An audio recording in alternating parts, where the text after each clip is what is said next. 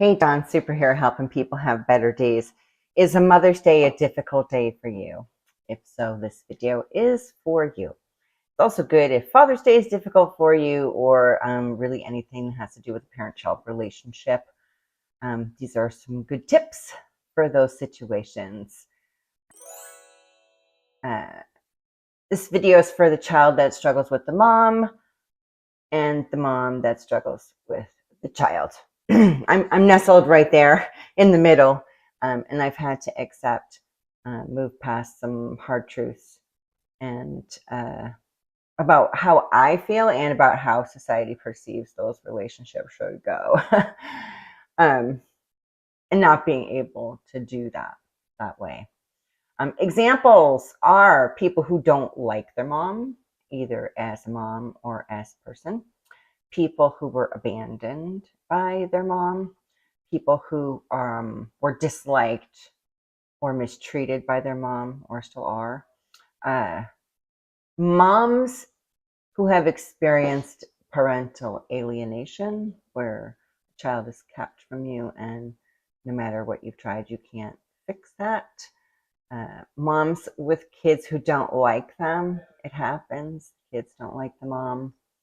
Moms with kids who have cut them off, either children in divorce or adult children who have cut them off. If that interests you, stick around. If you think you know someone who might benefit from hearing tips on how to cope in those situations, feel free to send it to them. Please take a second to hit the like button if you don't mind. And if you haven't already subscribed, that will really help a lot. So today I've got 10 tips to help children or moms get through not only Mother's Day, but being triggered any day. Mother's Day is triggering. It is for me, and I'm sure it is for other people. And I do these things to help myself through it, and I wanted to share them. And maybe you can put it through the you filter and see how you can apply them to you, and it'll help you have a better day too. Oh, these tips work for fathers and children as well. I'm not a therapist. I'm not going to talk to you about why these things happened, either to me or to you. I'm not going to give any suggestions on what to do about the relationship aspect of it. I'm just going to talk about you, because that's what you can do something about, is you, and that's it. That's where your personal power lies, is within you.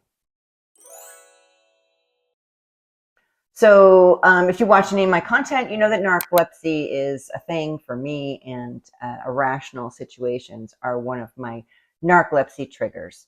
So when I experience an irrational situation, I can have cataplexy from it, or it can generate a sleep episode where I just feel like sleeping and doing nothing else. And that's in my brain. It's not like, oh, I think I'm just going to lay in bed and do nothing. It's like my brain can't wake itself up. It's not like being drugged, kind of, without the drugs. That's what narcolepsy is often. It's like being drugged without the drugs. So irrational situations are a big trigger for me. And I spent way too much of my time trying to solve irrational situations. Like, why don't they do the thing? And why do they do the thing? When will they get their act together? But you can't know. It's impossible to know. And even if they tell you, you still can't know. So number one, everyone is doing the best they can from where they're at. And this includes them, you, and anyone else involved in whatever happened. It's hard to accept. It really is, especially if it seems like people are sucking on purpose. It's important to remember that there's no instruction manual for being a human being, and we're all just figuring out our own ish as we go along through this life. We're a culmination of all of our experiences up till right now. And sometimes those experiences can threaten to destroy us. Yeah, I can testify to that for certain. It nearly did destroy me. So it's extra important if you have any kind of this stuff going on in your life that you give yourself grace. And what does that look like? It looks like you just being nice to yourself, is giving yourself grace. Number 2, from the cradle to the grave, you are the only constant. It's impossible for another being to be with you on the entire journey.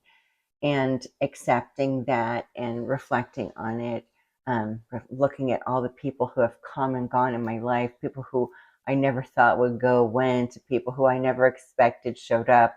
And you have to come to terms with that, with the fact that people come and go, and you're the only constant that's going to be from the beginning to the end.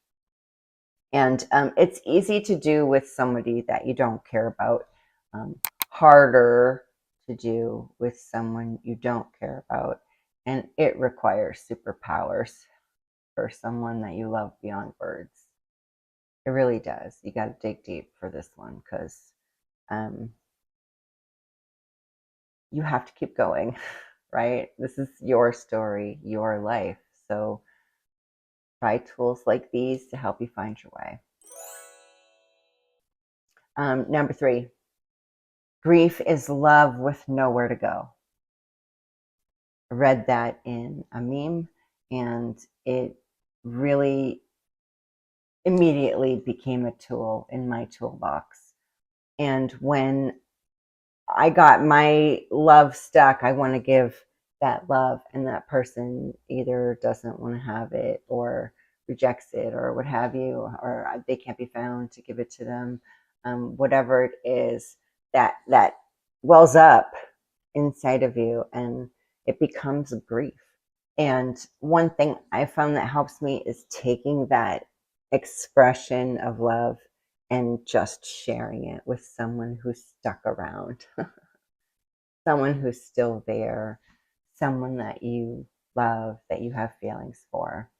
And it doesn't have to be a family member, it can be a friend, it can be someone special in your life, and even a pet. If you don't have anyone special in your life, you can give your love to that pet.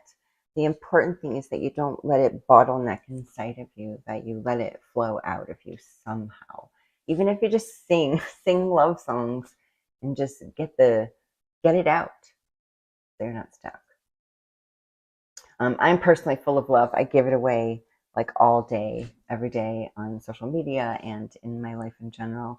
And it comes back to me in like abundance. I don't necessarily know who it's going to come from or where it comes from. And it may not be from the person I want it to come from, but it comes. And being loving, regardless of your circumstances, it helps you have better days.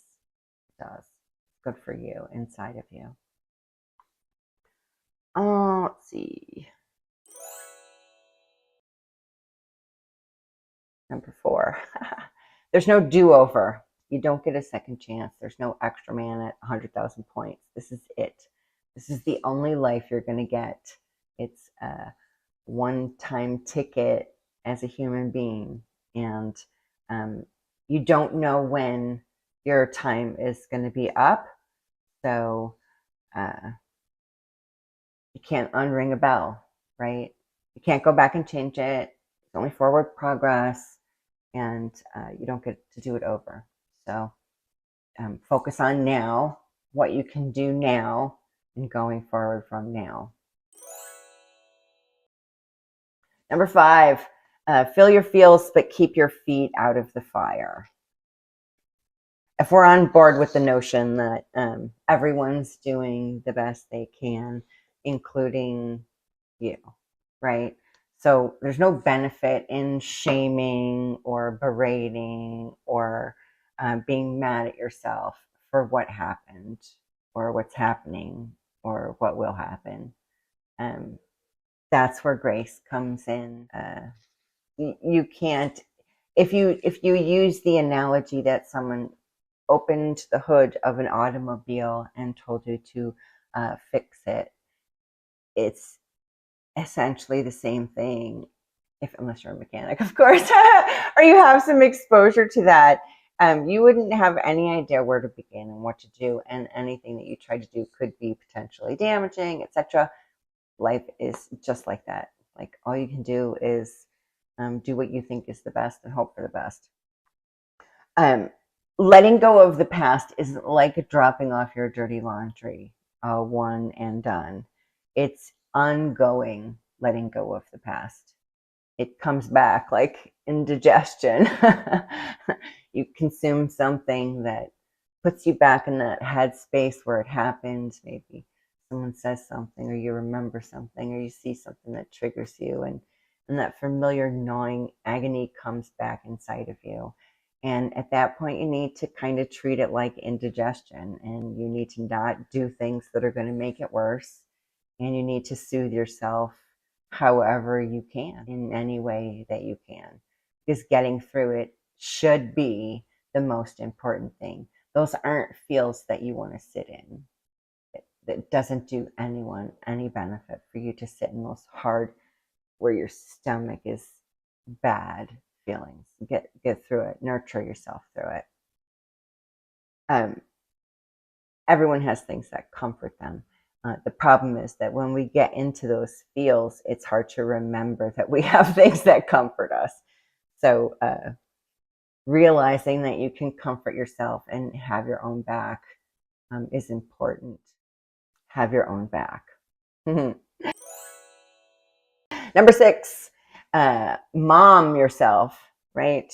Many of us didn't get the nurturing that we needed as kids, and it affected us well into our adulthood. And one thing that helps me is giving me the things that I need. There, dear. You're going to be okay. You're going to get through this. Be gentle with yourself. There's no reason to beat yourself up for it. Treat yourself like you would someone that you love, because you should be someone that you love. When you do that, then it doesn't matter if anyone else is doing it for you, because you're not living in that place of lack. You feel comforted and you feel loved because you're doing that job for yourself. Number 7, self-care.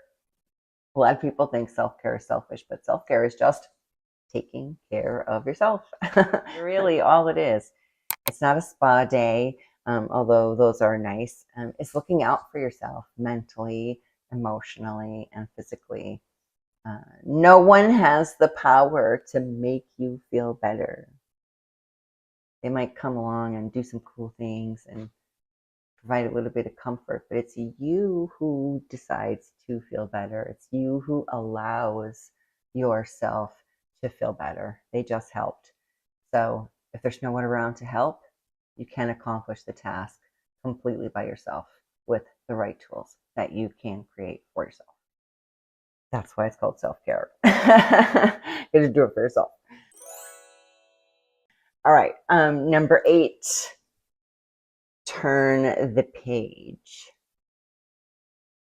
It's tempting to continue to tell the story, especially if it's irrational.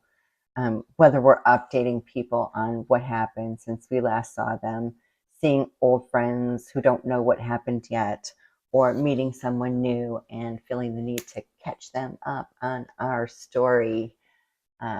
Resist. We can rationalize our want to talk about it many different ways. We can let ourselves believe that it's important to tell the truth, or it's the right thing to do, or that we have an obligation to fill people in, to let them know.